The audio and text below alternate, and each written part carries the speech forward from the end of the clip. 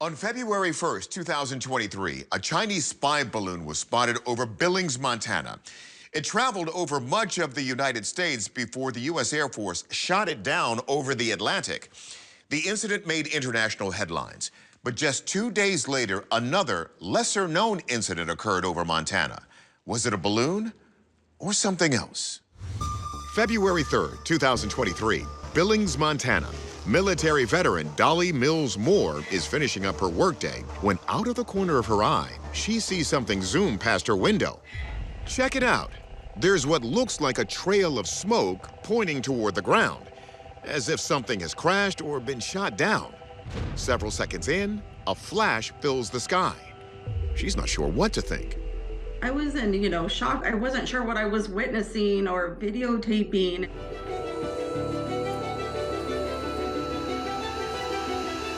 But she suspects it has something to do with that Chinese high-altitude surveillance balloon spotted over Billings just 2 days earlier. I just kind of thought, what the heck? Holy crap, here we go again. What else is happening here in Montana?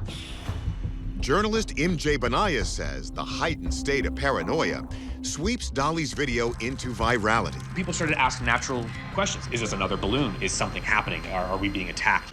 The next day, the U.S. Air Force shot down a Chinese intelligence gathering balloon. They shot it! Over the Atlantic Ocean off the coast of South Carolina. Shortly after that, over several days, multiple other objects were spotted and ultimately shot down. A total of 3 UFOs are shot down by the U.S. government. So did Dolly capture a fourth? It wouldn't be Montana's first clash with UFOs. Malmstrom Air Force Base in Cascade County famously contended with strange airborne lights in 1967. In the Malmstrom case, we have guards outside the facility. Suddenly, this red light appears over the base, and one by one, the nuclear missiles start getting turned off. So the launch capability was removed, and the entire system died. Have those inexplicable UFOs returned? As you can imagine, the U.S. Air Force shooting down 3 unidentified objects in a matter of days caused quite a buzz among UFO believers. And get this, when Air Force General Glenn Van Herk was first asked about the shootdowns, he refused to rule out extraterrestrial involvement. But what will our experts say about this incident? We head first to aviation expert Tim McMillan to ask, could this be a spy balloon getting shot down? He notes that the city of Billings didn't report the crash of any such object at the time of the video, nor did the Air Force. The U.S. military denies that this is related to any type of shoot down. And in order to have a contrail of that nature, you have to have some type of combustion processes going on. Balloons do not have any of these features. So could it be a UFO getting shot down? I don't see anything that's otherworldly about this video whatsoever. In fact, the exact opposite. We see something that is extremely consistent with a vapor trail or contrail from an aircraft burning off jet fuel that creates these clouds of condensation.